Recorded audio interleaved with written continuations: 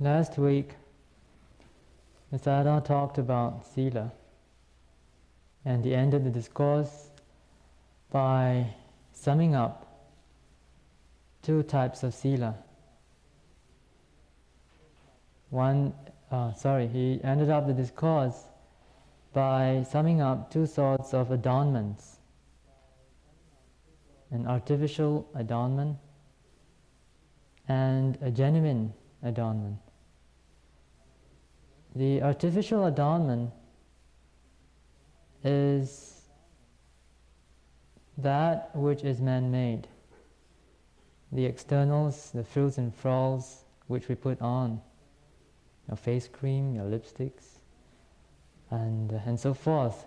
Things we put on the external self, on our external body, to make us look beautiful, to adorn us.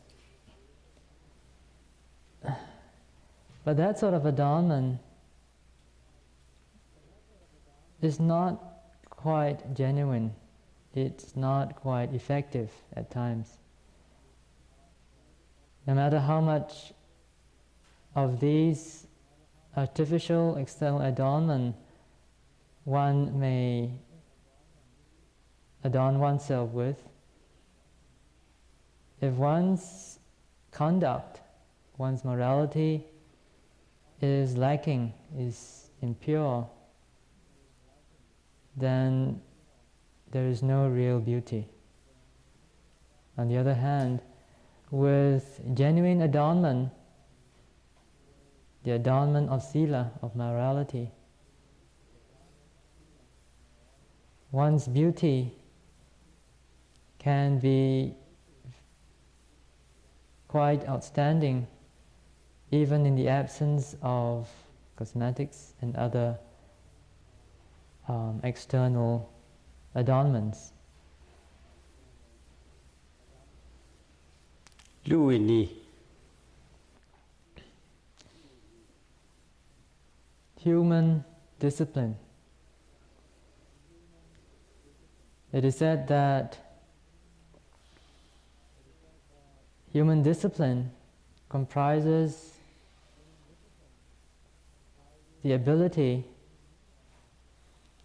to refrain from doing any of the 10 unwholesome karmic activities. It is said that if one is able to refrain from performing such unwholesome activities, then it will be quite easy for one to be a law-abiding member of society. If one is not able to abstain from the performing of these 10 sorts of unwholesome activities, it would be very difficult for one to be able to follow rules and regulations of society, the laws of society. But if a person is able to refrain from these 10 unwholesome activities, then it can be seen that it will be very easy for him or her to live as a model member of society, a law-abiding member of society. အဲဒီဒုစရိုက်10ပါးမှရှောင်ကျဉ်ခြင်းဆိုတဲ့ဟာ 10 types of unwholesome karmic activities can be classified into 3 categories. The first is manifestation through the body door. The second, through the speech door. And the third, through the mind door. The first 3 sorts of unwholesome activities belong to that category of manifestation in the body door. And these are, number one, causing harm or killing other beings. Number two,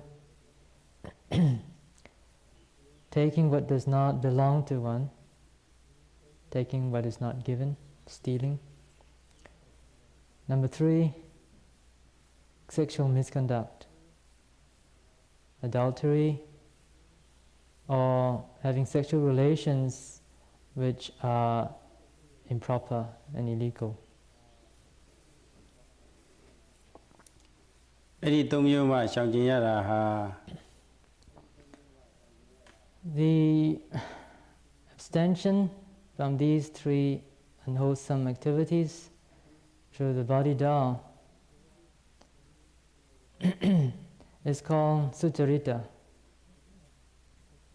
which means it's wholesome practice, wholesome activities, wholesome practice.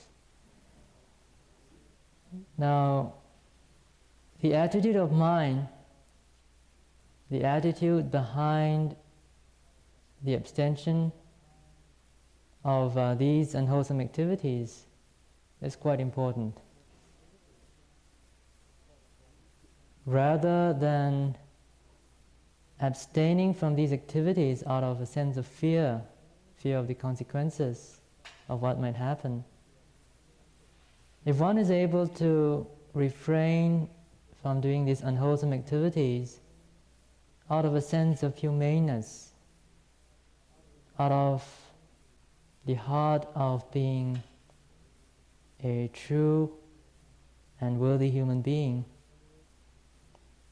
then that abstention would be far more valuable. It would be far more commendable. One could, for example,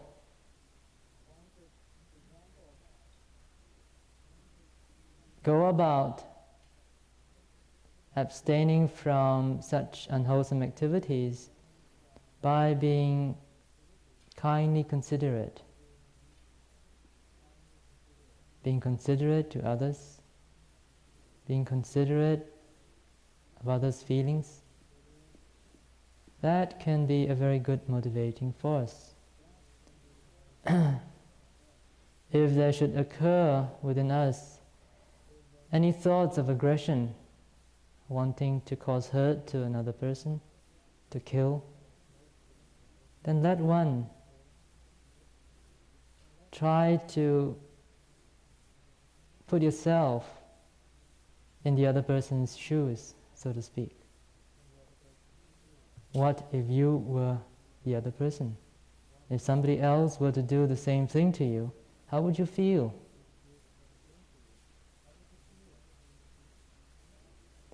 It's the same with thoughts of wanting to steal, wanting to take things away from others in an illegal way, being very calculating, wanting to steal. Let such a person put himself in the other's shoes. If another were to steal things which belong to him, how would he feel? So too with thoughts of wanting to commit adultery, of wanting to indulge in sexual relations which are improper, which are illegal. Put yourself into the shoes of the other person. How will you feel if somebody else were to do that to you, to your partner? If one can be truly honest with oneself, if one is able to cultivate the spirit of considerateness, of kind considerateness for others, then it will not be too difficult to abstain from these three unwholesome activities. တို့တူပစ္စည်းဒုစရိုက်၄ပါးက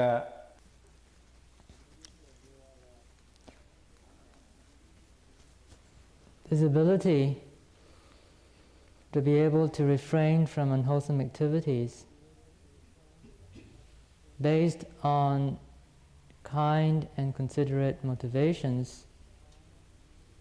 is a superior sort of abstention. It is an abstention which is accompanied by wisdom. It is something much more worthwhile doing. It is more commendable, more laudable. Definitely, it is much better than a fearful abstention from unwholesome activities, because one dreads the consequences of evil action. This same principle is also to be applied to abstention from unwholesome activities, unwholesome karma that occur in the speech door, through the speech door. These unwholesome activities are: 1. Telling lies, telling untruth. Number 2.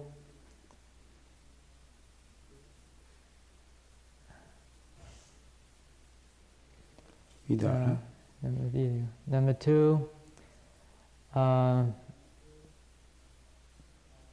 Slandering or backbiting,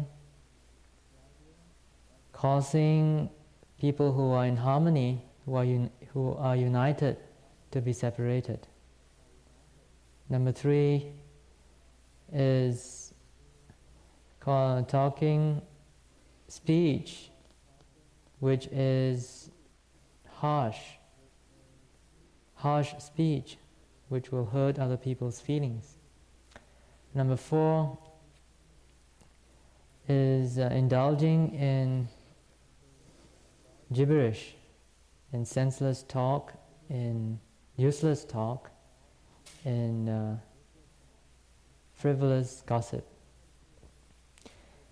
If one is able to, again, put oneself in the other person's shoes, so to speak, when we contemplate even the thought of wanting to tell a lie, or to slander, or to hurt another person through harsh and vulgar language, or to indulge in unbeneficial talk and chatter, then we can perhaps have a greater understanding, have a greater feeling, have a greater identification with the other party. We can understand how much suffering it is to be at the other end. And we can understand how unjustified that sort of action would be. So instead of doing such unwholesome activities, when we encounter such instances, when we are tempted to do them, and we can be kindly considerate and refrain from doing that out of this consideration, then that is a very heroic act. That is a very commendable and laudable attempt to refrain from unwholesome activity. So in the absence, or as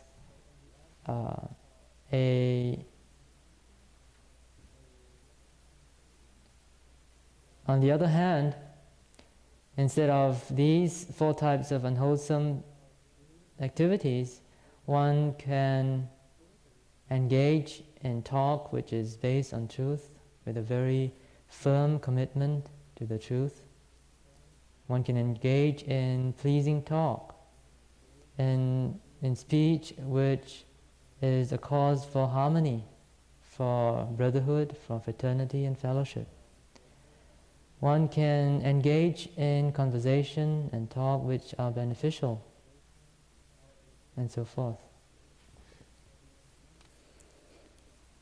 ပြီးတော့မနောတိစရိုက်၃ပါးမှာရှောင်ကျင်ခြင်းဆိုတဲ့နေရာမှာအဘိဓ The unwholesome activities that occur within us, within our hearts and our minds, are one, the desire of wanting to possess something which belongs to another person, covetousness.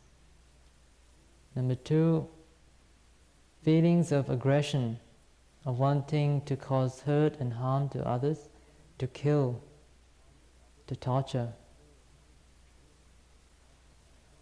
Number three, delusion.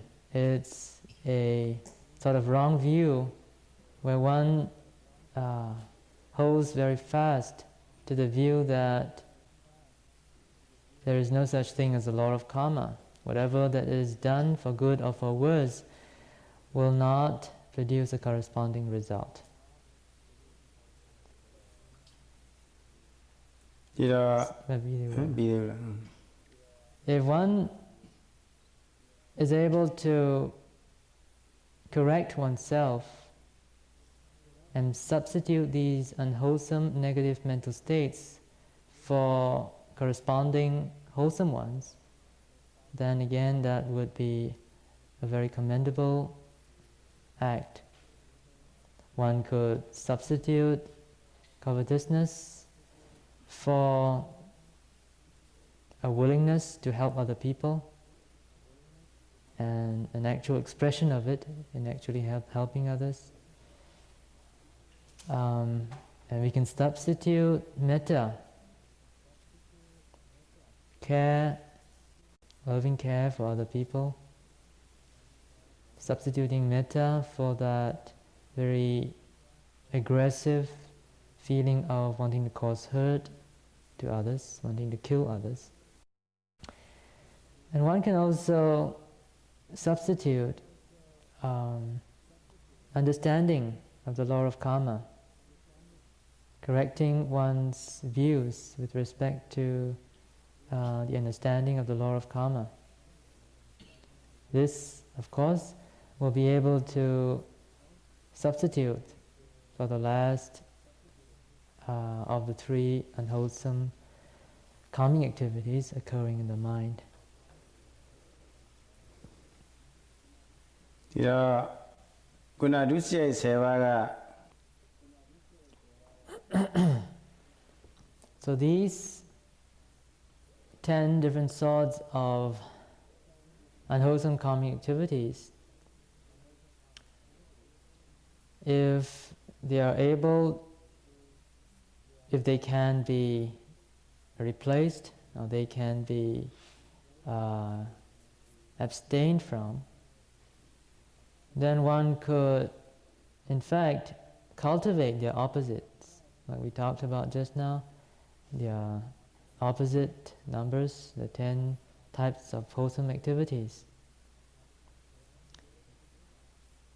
For one who is able to do that, he will have no difficulty at all in being able to lead a normal life as a responsible and law-abiding member of society. On the other hand, if one is unable to refrain from these 10 unwholesome activities, one may still be able to follow the laws and regulations of society, but the morality and the virtuousness of such a person is nowhere compared to the first type of individual. So it is perhaps important to note or to be aware that this ability or this work of abstaining from these 10 types of unwholesome activities can be considered to be a very important and fundamental task of a human being.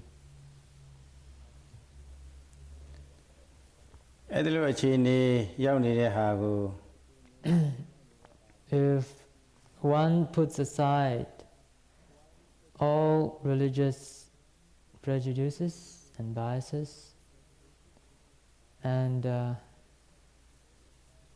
look at such a person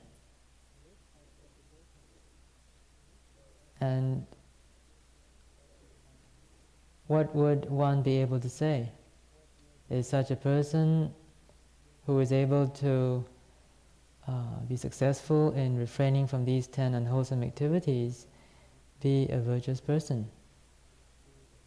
Is his or her situation a good one, a commendable one?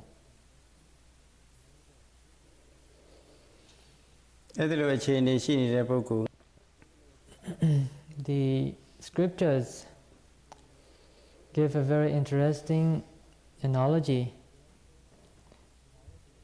in reference to this sort of individual, a virtuous person, one who is well established in morality.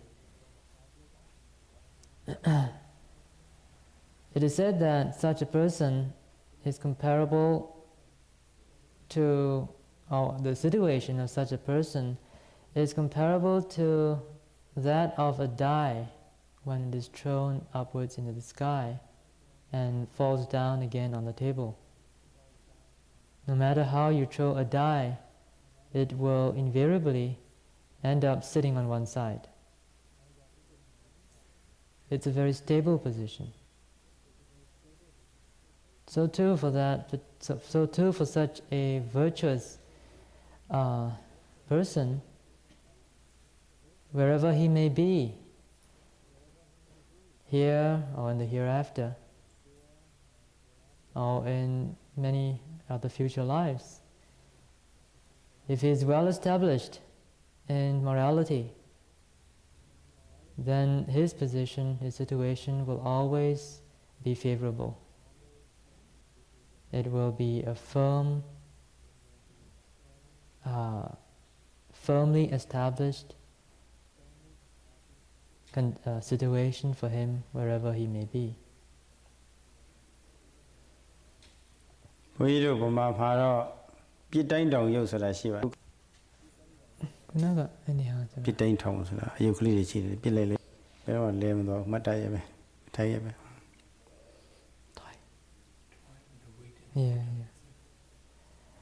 There is a toy in Burma which is quite interesting. It's got a weight at its base, and it's made in such a way that no matter how you punch it, or slap it, or throw it around, it will always stand upright. I think it's called a daruma or something like that. That's the Japanese equivalent of it too. Anyway, Sayadaw was just pointing to that interesting analogy. For a person who is well established in morality will also have a similar stability with respect to his position and situation in life. There are many, on the other hand, there are many cases of people, of young people, or of the older generation, who unfortunately have had their whole lives ruined because they had broken some law or other during the course of their life. And it is not difficult to see that if one is truly pure in one's sila, in one's morality, then such an unfortunate event would not have occurred.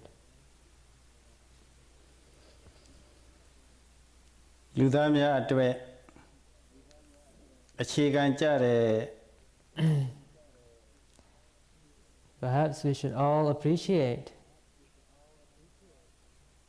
the fact that this attempt to be pure in morality, to be well established in the virtue of morality, is the most important and fundamental task of our life.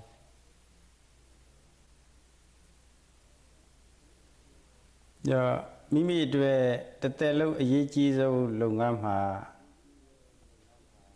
Ingayane Twachilame solution. If one analyzes this, the criteria behind the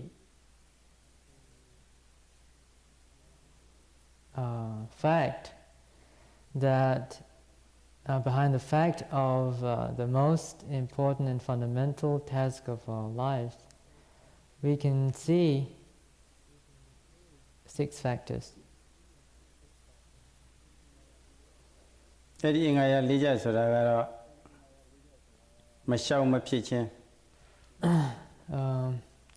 must apologize for a mistranslation. The factors or the criterion for judging whether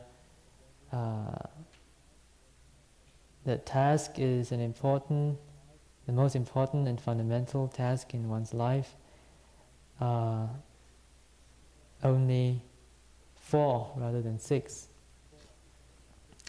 The first is that it should be something that is unavoidable. It is imperative, it must be done. The second is that it must be done by oneself, not by others. The third is that it must be done in time, not too late. And the fourth is that it must be beneficial.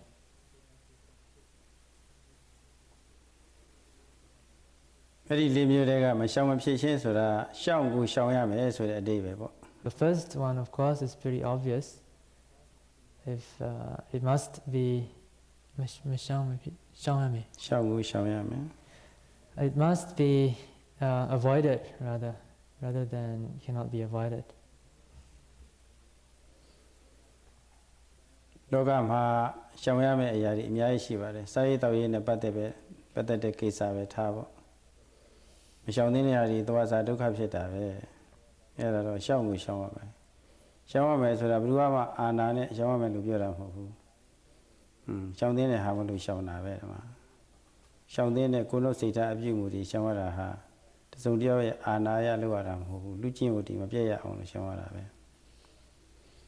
So that avoiding the first factor of avoiding is that it must be avoided at all costs. In the world, there are many things that we have to avoid. There are certain foods that you have to avoid in your diet, and many other things in life that you have to avoid in order to stay healthy and to stay alive. But here we are talking about the avoidance of these unwholesome activities which we talked about just now. So these must be avoided, must be shunned.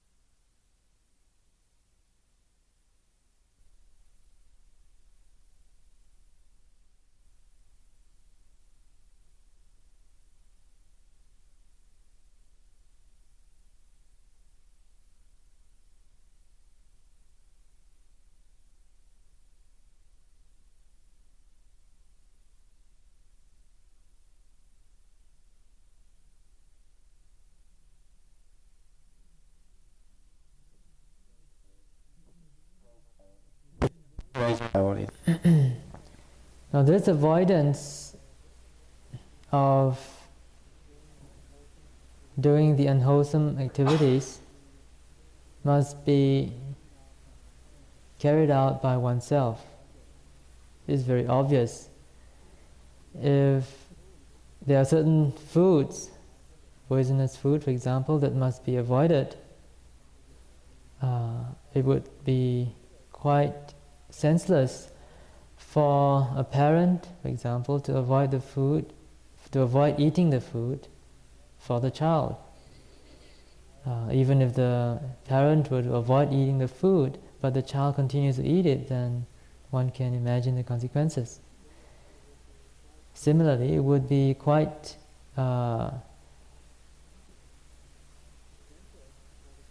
senseless for the child to avoid eating certain foods for the mother. And this, of course, can be again applied to all other relationships, like avoiding certain things, avoiding certain food by one partner for the other partner, and so forth.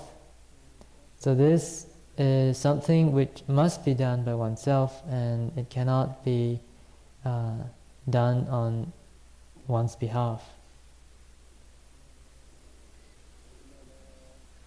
ပြီးတော့လည်းပဲစားတော့နဲ့ပတ်သက်ပြီးတော့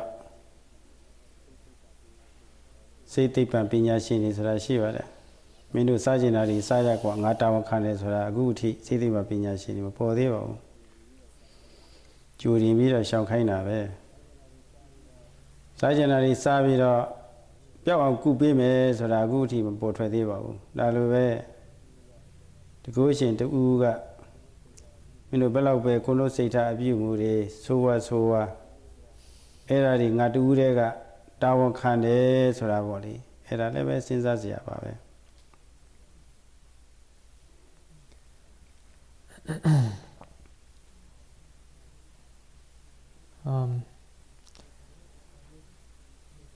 In this world, it is still unheard of that we should have anyone who would take the responsibility of our actions. There are no, in the world of medicine, for example, there is no one who is able to say with any sort of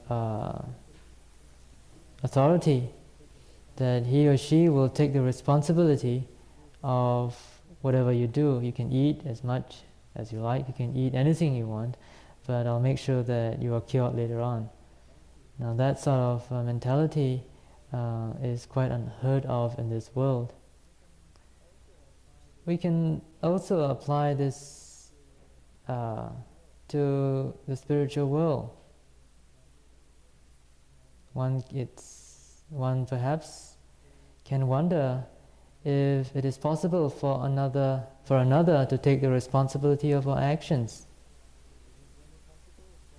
Is it really possible for another being to tell us, you can just do whatever you want, don't worry, I'll take full responsibility for all your actions.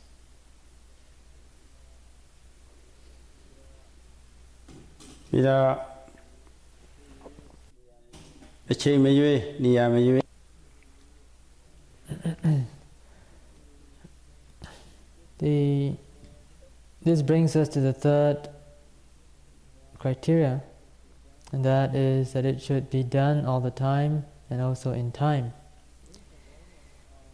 This avoidance of unwholesome activities should be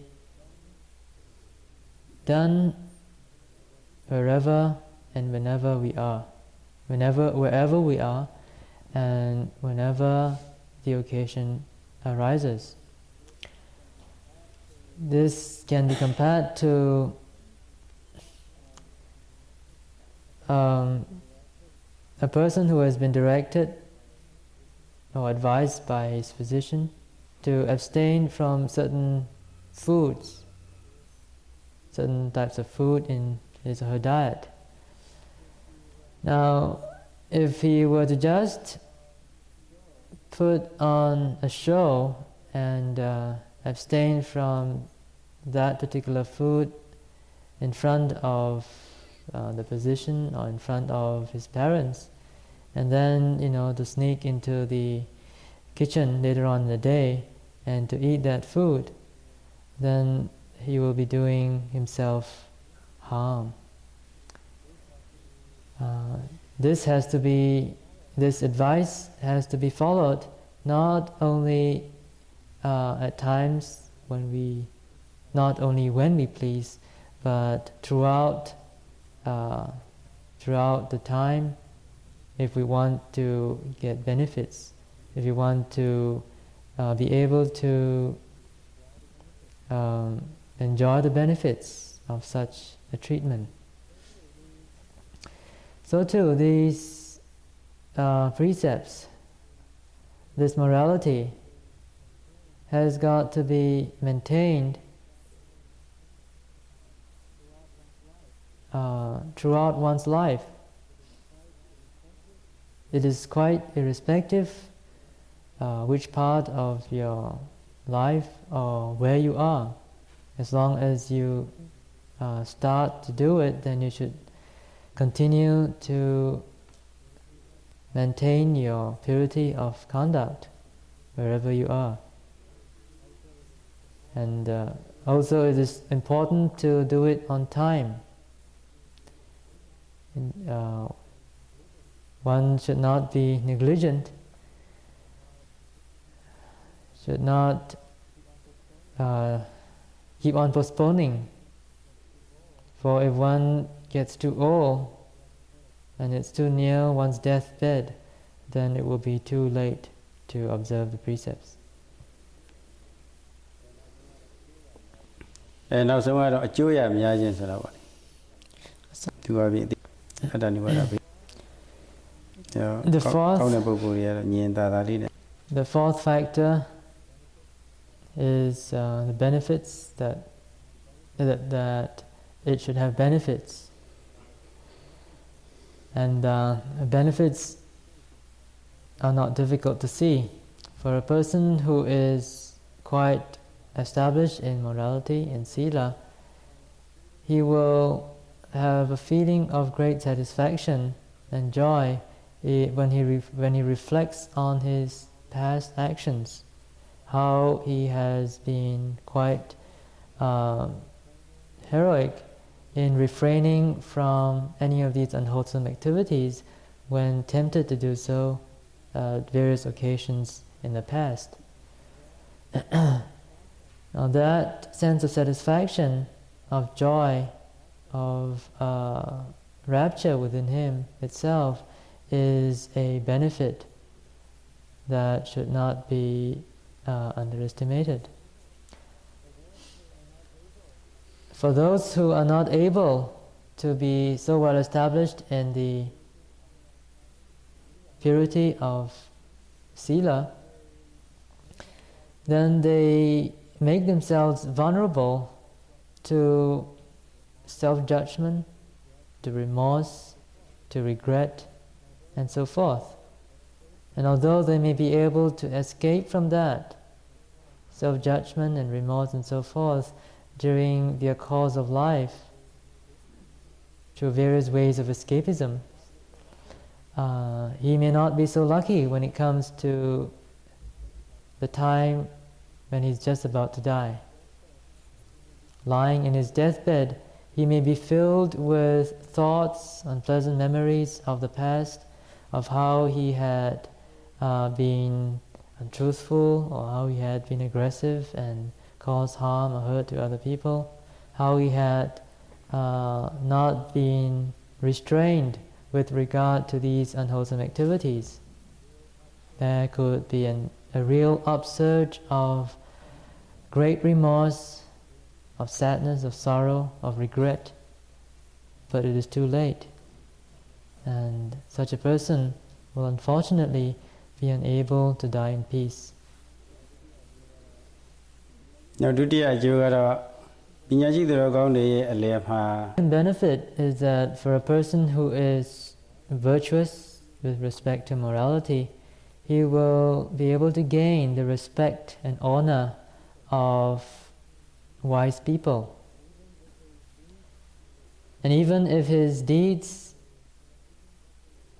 his virtuous character, his firmness in morality do not come to the ears of the wise, they are quite unknown to other people, he will nevertheless be free from blame. He may not be honored, he may not be respected because he is an anonymous person, but still, because of his wholesome activities, his ability to refrain from unwholesome activities, he will be free from blame by wise people. ဒုစရိုက်7ပါးမှာရှောင်ကျဉ်တဲ့ပုဂ္ဂိုလ်ဟာလောကီလူစည်းကမ်းပေါ့ The third benefit is that a person who is really and truly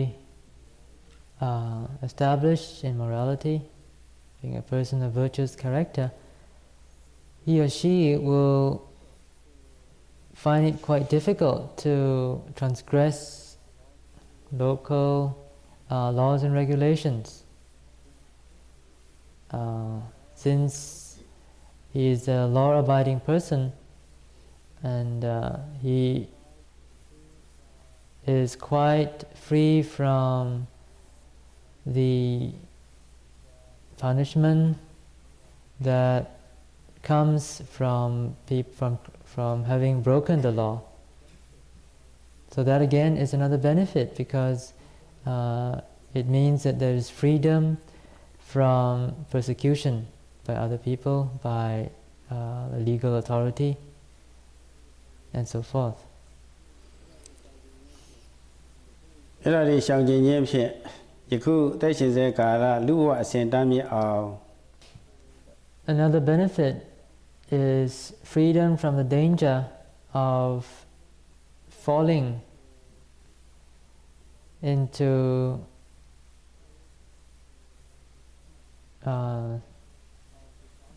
states of dishonor. A person who is really very virtuous in character will of course enjoy certain privileges and status in society. He will be held in high esteem by those who know him well, and as a result of his virtuousness, his position will be upheld and maintained throughout his life, as well as in the life hereafter. Sayadaw will not be able to deal in detail with this particular benefit, but it will be suffice for all of you to know that this benefit entails freedom from dishonor, from losing esteem. ဒီတော့သီလဟာဒီပဲကြာအဲ့တော့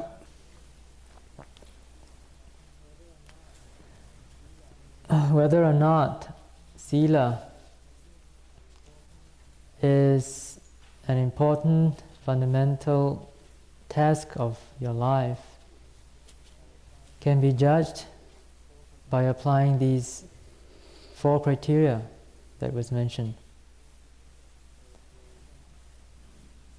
It is, however,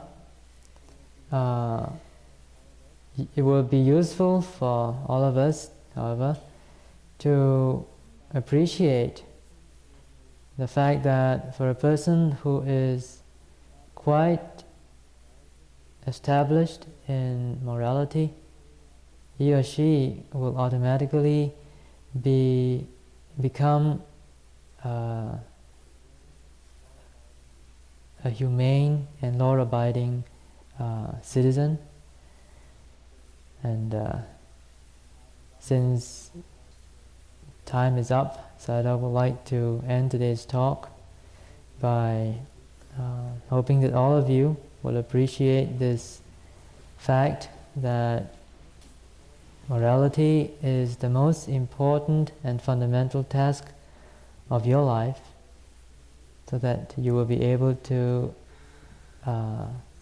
successfully